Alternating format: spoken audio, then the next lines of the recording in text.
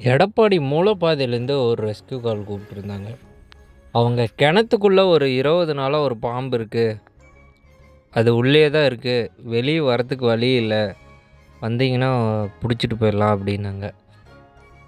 நாங்களும் அங்கே போயிட்டு கிணத்த பார்த்தோம். உள்ளே இறங்க முடியாத இதில் இருந்தது. நாங்கள் உடனே கூடையை கட்டி அதில் பாம்பை எப்படியாவது ஏற்றிடலான்னு ட்ரை பண்ணோம். அதுவும் முடியல. நாங்களும் ரொம்ப நேரம் 1 ஹவருக்கு பக்கமாக ட்ரை பண்ணோம். அதுவும் முடியல. அதுக்கப்புறம் கயிறு கொண்டார சொல்லிட்டு நானே உள்ளே இறங்கிட்டேன். உள்ளே இறங்கி ஒரு 1/2 ஹவர் அது பயத்தில் பேகுக்குள்ளேயே போக மாட்டேன்ட்டு ரொம்ப போராடி அந்த பாம்பை ரெஸ்க்யூ பண்ணிட்டோம்.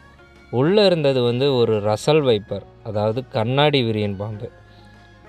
நிறைய பேர் கேட்பாங்க, அது விஷப்பாம்பு தானே, கொன்னுற வேண்டி தானே அப்படின்னு. அதுவும் ஒரு உயிர் தான். அது வெளியே எங்கேயும் போக முடியாத கண்டிஷனில் உயிருக்கு போராடிக்கிட்டு இருந்ததுனால நாங்கள் இறங்கி அதை பத்திரமா ரெஸ்க்யூ பண்ணி அதுக்குண்டான இடத்துல ரிலீஸ் பண்ணிட்டோம். இந்த மாதிரி பாம்புகளை பார்த்தா தயவுசெய்து விலகியே இருங்க. உங்கள் நியர்பையில் இருக்க ஃபாரஸ்ட் டிபார்ட்மெண்ட்க்கோ இல்லை ஃபயர் டிபார்ட்மெண்ட்க்கோ கால் பண்ணிங்கன்னா பத்திரமா ரெஸ்க்யூ பண்ணிக்குவாங்க. அதுக்கப்புறம் சுதந்திரமாக அதுக்குண்டான இடத்துல விட்டாச்சு.